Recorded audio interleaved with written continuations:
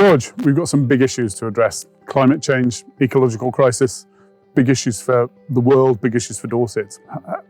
In your view, where do we go with those? Well, I mean, as far as I'm concerned, the natural world is what stands between us and destruction.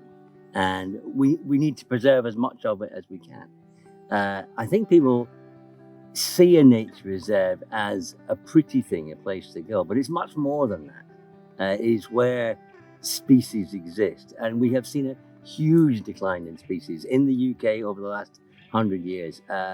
Far fewer insects around than there ever have been. Insects are the engines of ecology. They are what make habitats like this work. They are food for the majority of higher species. They are the pollinators, the predators. They are what make these things work. And if you don't have insects, if you have a decline in insects, you basically, the whole fabric of the ecosystem begins to fray, and eventually it will die. So the more we can preserve and the more species we can preserve, the better it's going to be for absolutely everything. And I have always said, if you make habitats fit for insects, they'll be fit for everything else. And insects have been your passion for a long, long time? Insects have been my passion for many, many years. I was at Oxford for 25 years where I taught. And then one fateful day, I decided actually I wanted a new career in TV. And so I changed almost overnight from a full-time Oxford academic to a TV presenter. And I've been doing that for the last 13 years. But it's the same job. I'm sharing my passion for the natural world with an audience. At Oxford, it was quite a small audience, but on TV, it's quite a big audience. And the big audience is key, of course, because everybody's got to take action, haven't they? This is a job for everybody.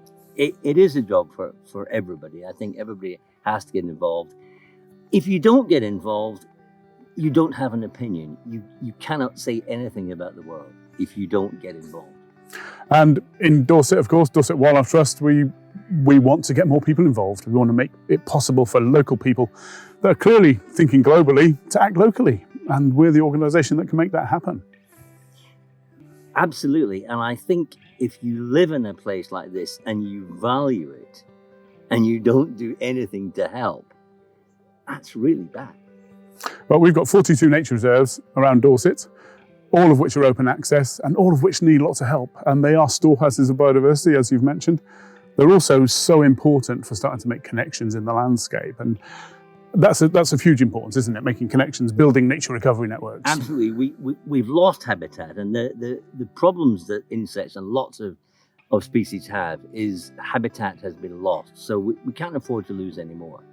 There are obviously issues around pesticides and herbicides and things, but also the fact that habitats are becoming smaller and not connected. And if you can connect smaller habitats up, you really make a big impact on it. So hedgerows, just if hedgerows are healthy and they join that copse with this little bit of woodland with that, then it really works out pretty well. Indeed, and I think to achieve that, we've got to work with everybody in our communities, farmers, landowners, fishermen. So many people involved in this, even right down to doing stuff in their own gardens, because gardens can be a fantastic part of that network. We all have a part to play. Every single individual has a part to play in this. Yeah, so my big message is to everybody in Dorset, join Dorset Wildlife Trust, join with us in addressing the climate and ecological crises, and together we can really make a difference. And I can't think of a better way to do that than join the Dorset Wildlife